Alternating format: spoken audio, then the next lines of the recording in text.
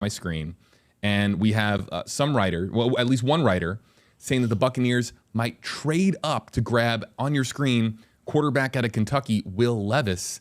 And we have another writer who is, according to his opinion, thinks that the Buccaneers are going to grab Tennessee quarterback Hendon Hooker. Now, this would be, if the Buccaneers do decide to go in the direction of a quarterback, that is signaling that maybe Baker Mayfield isn't, you don't have faith in that being a long-term option. You don't have faith, perhaps, in Kyle Trask being the future of the franchise. So you're trying to draft your quarterback of the future. You're spending a first-round draft pick on a quarterback. You're trying to get the guy that can, carry the torch from Tom Brady, perhaps into the future. But on our last episode, we talked in depth about Baker Mayfield. We get the sense, right, and Dan and Karen, I defer to you on this. We get the sense that the Buccaneers have confidence in Baker Mayfield. They didn't bring him here as a and Kyle Trask. Right, and Kyle Trask. Do we have any sense that they're thinking quarterback at number 19 or even moving to get their quarterback perhaps somewhere in the first round? I don't know. You never say never. I just remember the Baker Mayfield situation is a one-year prove-it deal where both sides are basically wagering on Baker Mayfield being successful, beginning with Baker Mayfield, who's essentially taking a pay cut, humble pie, show up, perform, and if you do well, boy, doors are going to open financially for you in 2024. The Bucs are hoping to get that type of performance out of him. Their salary cap eases next year, and maybe Baker could become long-term after that, if it works. I'm pulling a lot from what Jason Light said in his presser, and he said they're not afraid to take a quarterback, but it could be a little bit what Dan said, just throwing stuff out there and see who runs with it. But he said it. So I will say I have been intrigued with Hendon Hooker, and I think that he has been talked about now to the point where he was maybe a little tuck-away second-round guy, that he may end up going higher than he would have because of all of the traffic and the attention he's gotten.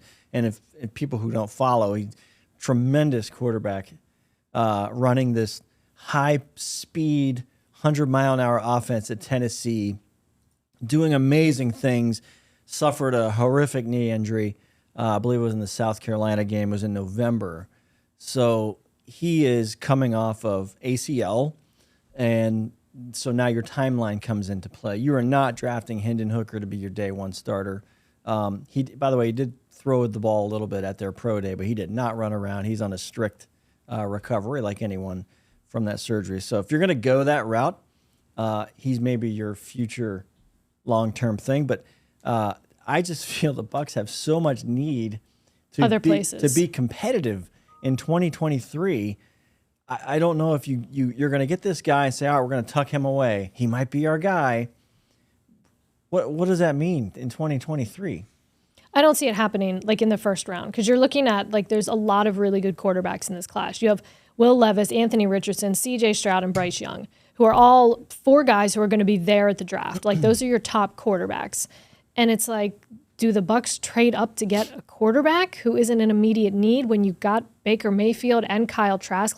That, in my mind, I'm not a general manager, but from where I'm sitting, I don't see that happening. If the guy from Tennessee that you mentioned, Dan, is going to be around in the second round, maybe at the 19th pick in the second round. Cool. That made perfect sense in the second round for Hendon Hooker. I just think he's now a commodity, well, at least in the outside world where all the fans exist, and he's being talked about more than he was 2 months ago. Yeah, I'm a glass half full kind of guy with Baker in this sense. We saw what Geno Smith just did with Seattle and a bit of career resurgence. We saw what Jared Goff did in Detroit, and the Buccaneers are hopeful. This is a former number 1 overall pick, Heisman Trophy winner. They're hoping that they're capturing lightning in a bottle. Lightning, pun not intended, by the way. Hoping that the Bolts can come back against, of course, the Maple Leafs. But as far as Baker is very much, I think, a legitimate quarterback in this league. At least that's my standpoint. But I just don't. What's the shock level? The level of shock on a scale of 1 to 10 if the Bucs take a quarterback in the first round for each one of you? Oh, 10. It's a 10 for me. Yeah. 10. You would be sitting there, blown away if they took a quarterback, right? Yeah.